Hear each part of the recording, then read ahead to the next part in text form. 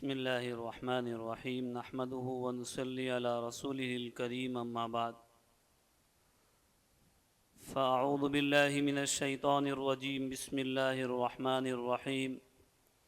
قد افلح المؤمنون الذین هم فی صلاتهم خاشعون والذین هم عن اللغو معرضون والذین هم للزکاة فاعلون والذین هم لفروجهم حافظون الا على ازواجهم او ما ملكت ایمانهم فإنهم غیر ملومین فمن ابتغى وراء ذلك فأولئك هم العادون والذین هم لأماناتهم وعهدهم راعون والذین هم على صلاتهم يحافظون اولئک هم الوارثون الذین یرثون الفردوس هم فیہا خالدون۔ صدق اللہ العظیم۔ محترم بھائیو، دوستو، بزرگو، اللہ تبارک و تعالیٰ نے انسان کو دنیا میں پیدا کیا تو اس کے جینے کا سلیقہ اور طریقہ بھی بتلایا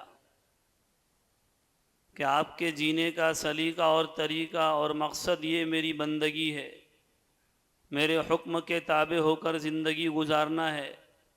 میرے رسول کے طریقے کے مطابق آپ کو زندگی گزارنا ہے۔ ہر نئی چیز کو حاصل کرنے کے لیے آدمی محنت کرتا ہے، اور کوئی نئی چیز بغیر محنت کے آدمی کو حاصل نہیں ہوتی ہے۔ تو اسی اعتبار سے اللہ تبارک و تعالیٰ نے کہ آدمی اپنے آپ کو کامیاب اور مابرات بنانا چاہے کہ دنیاوی اعتبار سے میں کوئی نیا کام کروں اور مجھے کامیابی مل جائے، تو وہ آدمی اس میں تگ و دو اور محنت کرتا ہے، اور اگر وہ پاؤں پر اور اگر وہ ہاتھ پر ہاتھ دھرا رکھے اور بیٹھ جائے اور کچھ بھی نہ کرے اور یہ کہے کہ میری دکان آگے بڑھ جائے، میرا کاروبار آگے بڑھ جائے، مجھے ترقی ہو جائے، کوئی نیا کام مجھے مل جائے، تو اسے کچھ حاصل نہیں ہوتا، اس لیے کہ اس نے حرکت نہیں کی ہے۔ نیا کام حاصل کرنے کے لیے، کاروبار میں ترقی کے لیے اس نے کوئی محنت اور کوئی جد و جہد اور کوشش نہیں کی ہے۔ تو اسی اعتبار سے آخرت کا اور اللہ کے دربار میں حاضر ہونے کا معاملہ ہے کہ آدمی اخروی اعتبار سے اور دنیاوی اعتبار سے اللہ کی نظر میں کب اپنے آپ کو بامراد اور کامیاب بنا سکتا ہے کہ میں کامیاب ہو گیا۔ دنیاوی اعتبار سے تو ہم ایک بزنس مین دوسرا بزنس مین سے یہ کہے گا کہ میرا اتنا کاروبار ہوتا ہے، میں کامیاب ہوں، میرا کاروبار آپ کے کاروبار سے زیادہ ہے، مطلب میں اپنے کاروبار میں کامیاب ہوں۔ لیکن آدمی اخروی اعتبار سے کب اپنے آپ کو کامیاب مانے گا؟ میں نے چند آیات آپ حضرات کے سامنے تلاوت کی، ان آیات میں اللہ تعالیٰ نے صاف طور پر بتلا دیا ہے کہ آج کے اس دنیا کے اندر کامل ایمان والا اور کامل مومن کون ہے؟ قد افلح المؤمنون، کہ ایمان والے کامیاب ہو گئے۔ لیکن ایسے ہی کامیابی کا پروانہ مل جائے، میں اور آپ اسلام والے گھر میں پیدا ہو گئے، ایمان والے گھر میں پیدا ہو گئے، کلمہ لا الہ الا اللہ محمد الرسول اللہ پڑھ کر ایک غیر ایمان والا ایمان میں داخل ہو گیا، تو کیا اسے کامیابی کا پروانہ مل گیا؟ ایک اعتبار سے وہ کامیاب کہلائے گا، لیکن کلی اعتبار سے اس کی کامیابی کی کوئی گارنٹی نہیں ہے۔ قد افلح المؤمنون، ایمان والے کامیاب ہو گئے، لیکن کون ایمان والے؟ سب سے پہلا اللہ تبارک و تعالیٰ نے جو بات بتلائی، الذین هم فی صلاتهم خاشعون، جو اپنی نمازوں میں خشوع کرنے والے، یعنی جن کو اپنی نمازیں بھاری نہیں لگتی ہے۔ میں اور آپ نماز کی صف میں کھڑے ہیں، جماعت کے ساتھ نماز پڑھ رہے ہیں، لیکن میں اپنے کاروبار میں گھوم رہا ہوں، میں اپنی دکان میں گھوم رہا ہوں، میں اپنے حساب اور لین دین میں گھوم رہا ہوں، تو میری یہ نماز خشوع والی نہیں ہے، اور میری یہ نماز وہ نہیں ہے جو اللہ کو مطلوب ہے۔ خشوع اور خضوع کا مطلب یہ ہوتا ہے کہ آدمی ہر اعتبار سے ساکن ہو جائے، کہ جن اعضاء کو اللہ تبارک و تعالیٰ نے نماز کی حالت میں سکون اختیار کرنے کا حکم دیا ہے کہ اپنے دماغ اور اپنے دل اور اسی طریقے سے اپنے دھیان کو آدمی ایک طرف رکھے. اگر مان لو نماز کے درمیان وہ اپنے دماغی اعتبار سے اور قلبی اعتبار سے اگر وہ حرکت میں آتا ہے تو مطلب یہ ہے کہ وہ نماز سے ہٹ کر دوسری جگہ چلا گیا ہے. وَإِنَّهَا لَكَبِيرَةٌ إِلَّا عَلَى الْخَاشِعِينَ الَّذِينَ يَظُنُّونَ أَنَّهُمْ مُلَاقُو رَبِّهِمْ وَأَنَّهُمْ إِلَيْهِ رَاجِعُونَ. کہ منافقوں کے بارے میں ہے کہ نمازیں ان کو بھاری معلوم ہوتی تھی. إِلَّا عَلَى الْخَاشِعِينَ، مگر وہ لوگ جو خشوع کرنے والے ہیں، جو حقیقت میں ایمان رکھنے والے ہیں اور جنہیں اپنے رب کی ملاقات کا یقین تھا. الَّذِينَ يَظُنُّونَ أَنَّهُمْ مُلَاقُو رَبِّهِمْ. تو ایسا ہی ہمارا بھی ایمان ہو جائے کہ فَمَنْ كَانَ يَرْجُو لِقَاءَ رَبِّهِ فَلْيَعْمَلْ عَمَلًا صَالِحًا وَلَا يُشْرِكْ بِعِبَادَةِ رَبِّهِ أَحَدًا. کہ مجھے اور آپ کو کسی بڑے آدمی کے دربار میں جانا ہے تو اپنے آپ کو تیار کر کے آدمی جاتا ہے، کاغذات کے اعتبار سے، معاملات کے اعتبار سے،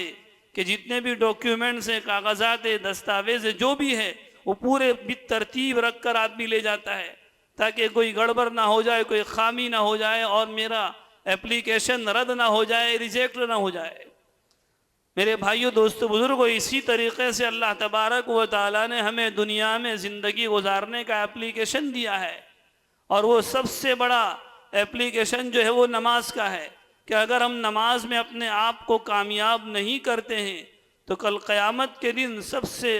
پہلے ہماری پکڑ نماز کے متعلق ہوگی. اللہ تعالیٰ ہماری نماز چھوڑنے سے حفاظت فرمائے، اور اللہ تعالیٰ میں نماز میں خشوع اور خضوع اور اس کا دھیان نصیب فرمائے. الذین هم فی صلاتهم خاشعون والذین هم عن اللغو معرضون. جو لغو باتوں سے اعراض کرنے والے،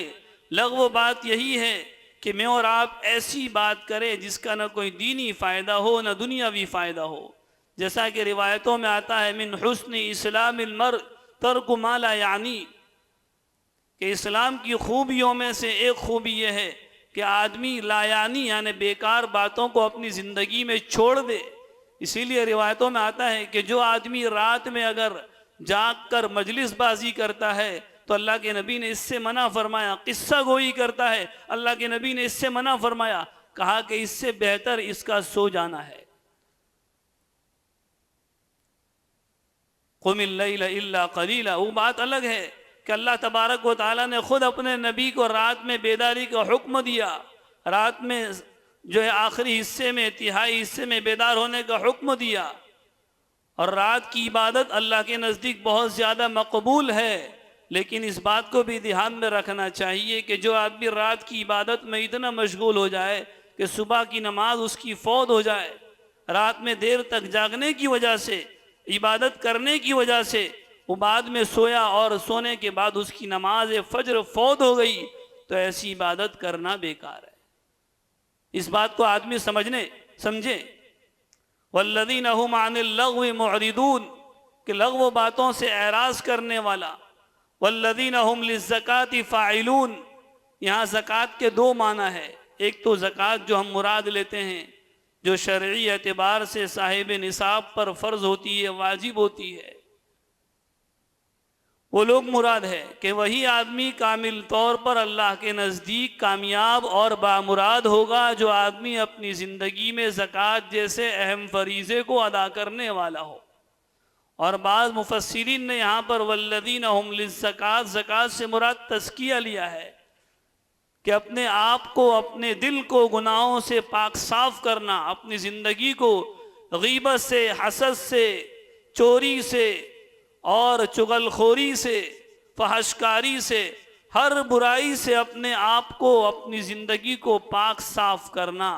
یہ انسان کا تزکیہ کہلاتا ہے، جس کو تزکیۃ القلوب کہتے ہیں. کہ ہر آدمی اس کی فکر کرے. جیسے ایک آدمی ظاہری اعتبار سے کسی بڑے آدمی کے پاس جانے کے لیے اپنے ظاہری اوتار کو صحیح کرتا ہے، اپنے کپڑے ٹھیک ٹھاک کرتا ہے، اچھے اور خوبصورت کپڑے پہنتا ہے، میرے بھائیو دوست بزرگوں، اسی طرح ہم اللہ کے دربار میں آئے تو اپنے آپ کو پاک صاف کر کے آئیں،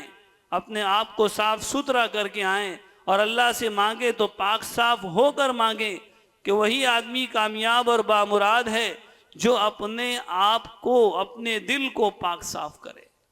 یوم لا ينفع مال ولا بنون الا من اتى اللہ بقلب سلیم، کہ کل قیامت کے دن انسان کو نہ اس کا مال نفع دے گا اور نہ اولاد نفع دے گی، ہاں وہ آدمی جو اللہ کے دربار میں اپنا دل صحیح سالم لے کر گیا، یعنی گناہوں سے پاک صاف ہو کر گیا اللہ کے دربار میں، تو یہ چیز اس کو کل قیامت کے دن کام آئے گی۔ والذین هم لفروجہم حافظون، کہ ایک آدمی اپنی نگاہ یا اجنبی عورت پر ڈالتا ہے اور اس کو فحش اور اس کو شہوت رانی کے نیت سے دیکھتا ہے، تو یہ آدمی اللہ کے نزدیک گنہگار ہے، کہ اس کی وجہ سے آدمی زنا تک پہنچ سکتا ہے۔ لیکن ایک وہ آدمی ہے جس کی ایک نظر پڑ گئی اجنبی عورت پر، اور فوراً اس نے اپنی نظر کو ہٹا لیا اسی نیت سے کہ کہیں میں گناہ میں مبتلا نہ ہو جاؤں، تو فرمایا یہ نظر اس کی معاف ہے۔ والذین هم لفروجہم حافظون، کہ جو زناکاری کا پہلا دروازہ ہے وہ نظر بد ہے، تو آدمی اس سے حفاظت کرے۔ ایک آدمی اپنے موبائل کو لے کر بیٹھا ہے، اپنے لیپ ٹاپ کو لے کر بیٹھا ہے، اس میں بھی آدمی اجنبی یا عورت کو دیکھتا ہے اور خواہش کی نظر سے دیکھتا ہے، تو یہ آدمی اللہ کے نزدیک گنہگار ہوگا۔ جیسے اللہ تبارک و تعالیٰ نے مردوں کو یہ اس بات کا حکم دیا ہے کہ وہ اپنی نگاہوں کو نیچا رکھے، ایسے ہی اللہ تبارک و تعالیٰ نے عورتوں کو بھی اس بات کا حکم دیا ہے کہ وہ اپنی نگاہوں کو نیچی رکھے۔ دونوں طرف سے اگر معاملہ ہو رہا ہے تو یہ معاملہ اس کو زناکاری تک پہنچا دیتا ہے، اور زناکاری میں مبتلا ہونے کی وجہ سے دونوں کے دونوں گنہگار ہوتے ہیں۔ آج ہم اس پرفتن ماحول میں ہم دیکھ رہے ہیں آج کہ اچھے خاصے گھرانے کی نوجوان لڑکیاں غیر مسلم لڑکوں کے ساتھ روانہ ہو جاتی ہے اور گھر چھوڑ کر چلی جاتی ہے، اور یہاں تک کہ وہ اپنے ایمان سے ہاتھ دھو بیٹھتی ہے، مرتد ہو جاتی ہے، اور مرتد ہونے کی وجہ سے وہ اپنا ٹھکانہ جہنم میں بنا لیتی ہے۔ اللہ تعالی ہماری نوجوان لڑکیوں کی اور نوجوان لڑکوں کی اس مرتد ہونے سے حفاظت فرمائے۔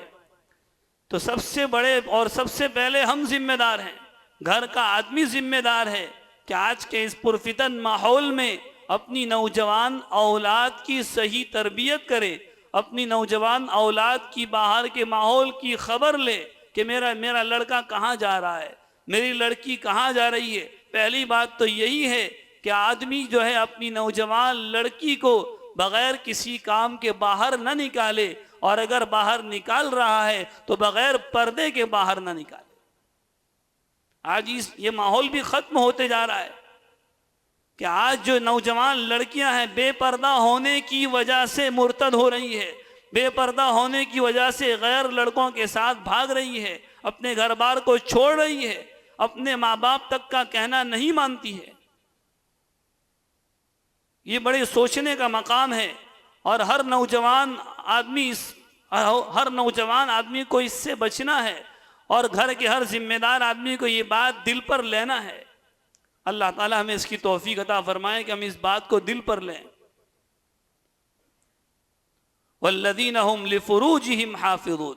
الا علی ازواجہم او ما ملکت، ایک ہی طریقہ شریعت نے دیا ہے کہ آدمی اپنی خواہشات کو پوری کرنا چاہتا ہے، چاہے وہ مرد ہے یا عورت ہے، تو اللہ تبارک و تعالیٰ نے اور شریعت اسلامیہ نے ایک صحیح اور جائز طریقہ اس مسلمان کو دیا کہ وہ مسلمان مرد مسلمان عورت سے نکاح کر لے۔ الا علی ازواجہم او ما ملکت ایمانہم فإنہم غیر ملومین فمن ابتغى وراء ذلک فأولئک هم العادون، کہ جو آدمی اس طریقے کے علاوہ کو اختیار کرے گا تو وہ اللہ کی نظر میں حد سے تجاوزی کرنے والا کہلائے گا، وہ شریعت اسلامیہ کی بارڈر کو پار کرنے والا کہلائے گا، وہ اللہ کے حکموں کو توڑنے والا کہلائے گا، نبی کے طریقے کو ختم کرنے والا کہلائے گا۔ والذین هم لاماناتهم وعہدهم راعون، جو اپنی امانتوں کی حفاظت کرنے والے، اپنے عہد کو پورا کرنے والے۔ میں نے آپ سے وعدہ کیا کہ میں فلاں وقت میں آپ کو اپنا قرضہ دے دوں گا، جو قرضہ میں نے آپ سے لیا ہے آپ کو ادا کر دوں گا، لیکن میں نے جان بوجھ کر اس قرضے کی تاریخ کو اور مدت کو آگے بڑھا دیا، تو کل قیامت کے دن یہ معاملہ اس کے لیے پکڑ کا باعث ہو سکتا ہے۔ تو یہ عہد، ایک عہد تو آدمی، ایک بندہ ایک دوسرے بندے سے کرتا ہے، اور ایک عہد وہ ہے جو میں نے اور آپ نے اور تمام اور عالم کی تمام ارواح نے اللہ تبارک و تعالیٰ سے لیا تھا۔ الست بربکم قالوا بلا۔ ہم اس بات کو سوچیں کہ کیا ہم نے اللہ کے اس عہد کو پورا کیا ہے جو عالم ارواح میں اللہ تبارک و تعالیٰ نے لیا تھا، کہ کیا میں تمہارا پروردگار نہیں ہوں، کیا میں تمہیں پالنے والا نہیں ہوں؟ تو ساری ارواح نے اس جواب میں یہ کہا تھا، قالوا بلا، کیوں نہیں، آپ ہمارے پروردگار ہیں اور ہم آپ کی عبادت کریں گے، کرنے والے ہیں۔ لیکن آج کیا ہو رہا ہے کہ اگر پورے معاشرے میں اور پوری آبادی کے اعتبار سے اندازہ لگایا جائے تو اللہ کے حکموں پر عمل کرنے والی آبادی، مسلمان کی آبادی کے اعتبار سے، مسلمان کی بات کر رہا ہوں میں، غیروں کی بات تو بہت دور کی ہے، مسلمان کی آبادی کے اعتبار سے اللہ کے حکموں پر عمل کرنے والی آبادی 5% بھی نہیں ملے گی۔ مسلمانوں پر حالات کیوں آ رہے ہیں؟ اسی وجہ سے کہ آج ہم نے اللہ کے حکموں کو، اللہ کا حکم نہیں مانا۔ دنیا کے بڑے آدمی، دنیا کی کوئی ڈگری رکھنے والا آدمی ہے، پروفیسر ہے، وکیل ہے، یا اور کوئی بڑے درجے والا، بڑے عہدے والا ہے، اس کے آرڈر کو، اس کے حکم کو ہم نے فالو کیا، ہم نے مانا اور اس کے حکم کو حکم سمجھا، لیکن ہم نے اللہ کے حکم کو، جو ہمیں پیدا کرنے والا، ساری کائنات کو پیدا کرنے والا، ساری دنیا کو پیدا کرنے والا، ہم نے اس کے حکم کو حکم نہیں مانا، تبھی جا کر آج مسجد آباد نہیں ہے، مسجد ویران ہے۔ اللہ تعالیٰ ہمیں صحیح سمجھ عطا فرمائے۔ یہ بڑی غور کرنے کی بات ہے کہ ہم نے اللہ کے عہد کو پورا نہیں کیا۔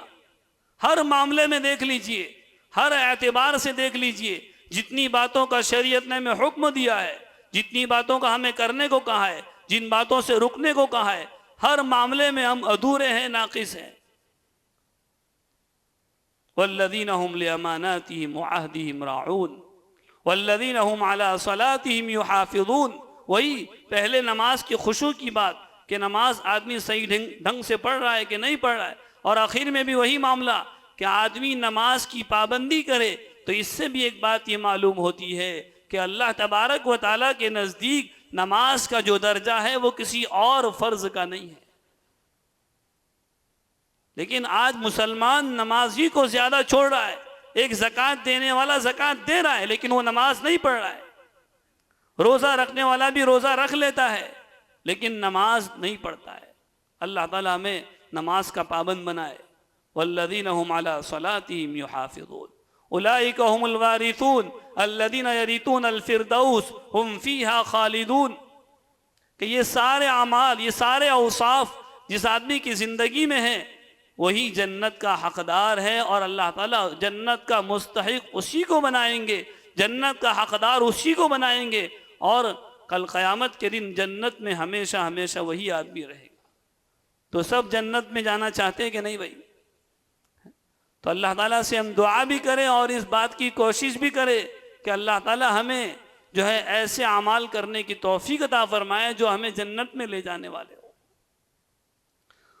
آخر میں شب برات کے متعلق 2-4 باتیں عرض کر دو، پھر اپنی بات کو ختم کروں گا۔ شب برات کے متعلق جو بعض لوگوں کا یہ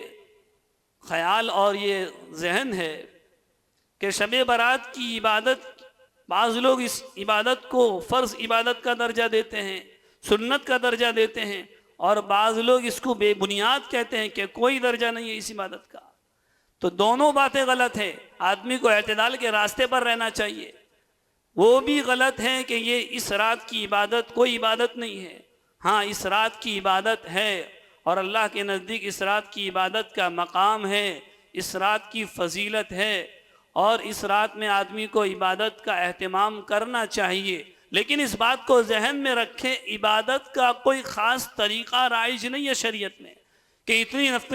نفلیں پڑھنی چاہیے، پہلی رکعت میں یہ سورت پڑھنی چاہیے، دوسری رکعت میں یہ سورت پڑھنی چاہیے، اور اتنی تلاوت کرنی چاہیے، یہ تسبیح پڑھنی چاہیے، یہ درود پڑھنا چاہیے۔ ایسی کوئی خاص روایت موجود نہیں ہے۔ بس یہ بات ہے کہ آدمی اس رات میں عبادت کا اہتمام کرے، اللہ تعالیٰ اس کی مغفرت فرمائیں گے۔ حضرت ابو موسیٰ اشعری رضی اللہ تعالیٰ عنہ سے ایک روایت ہے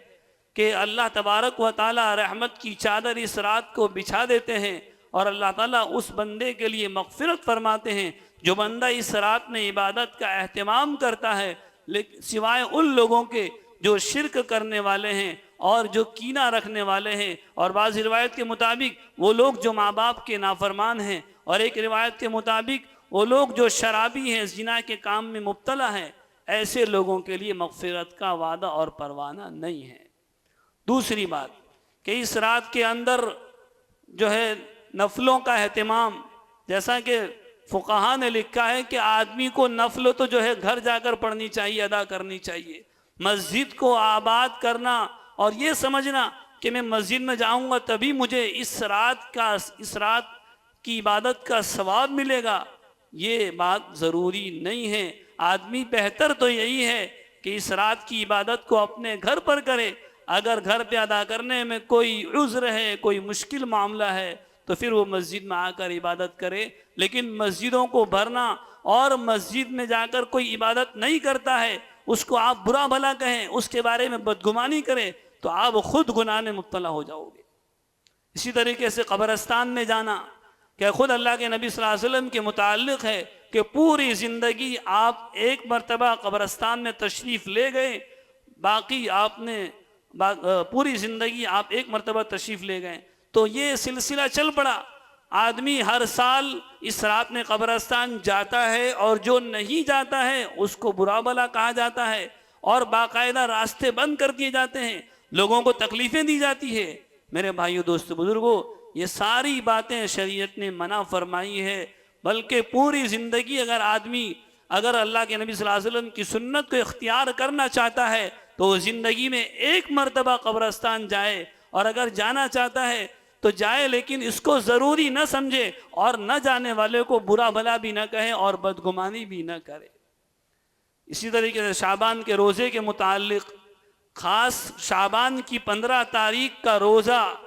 یہ فضیلت رکھتا ہے۔ اس کے متعلق بھی کوئی بات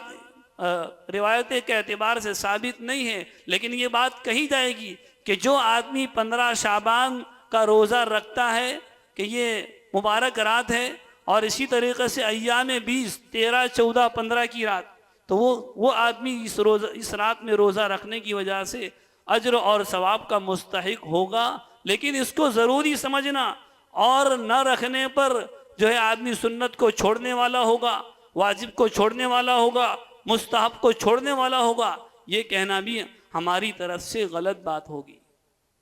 اللہ تعالیٰ ہمیں صحیح سمجھ عطا فرمائے۔ تو یہ شعبان کے متعلق کچھ باتیں تھی۔ ایک بات عرض کر دو پھر اپنی بات کو ختم کرتا ہوں کہ اس رات میں جو ہے خاص طور پر نوجوان لڑکے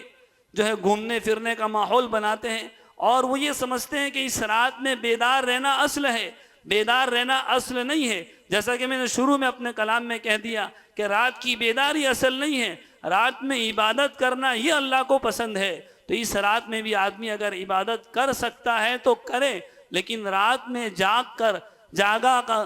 لے کر، اور رات میں جاگنا مراد لے کر اپنے آپ کو گاڑیوں میں گھمائے، دوسروں کو تکلیف دے، یہ تو شریعت نے منع کیا ہے۔ اللہ تعالی ہماری اور پوری امت کی ان باتوں سے حفاظت فرمائے جن سے دوسروں کو تکلیف ہوتی ہے، اور جن باتوں سے شریعت نے منع کیا ہے، اور ایسی باتوں کا کرنے کا اللہ ہمیں توفیق دے جن باتوں کو شریعت نے کرنے کو کہا ہے۔ بس اللہ تعالیٰ سے دعائے جو باتیں کہی گئی سنی گئی اس پر مجھے اور آپ تمام کو عمل کرنے کی توفیق عطا فرمائے۔ آمین۔ وآخر دعوانا ان الحمد للہ رب العالمین۔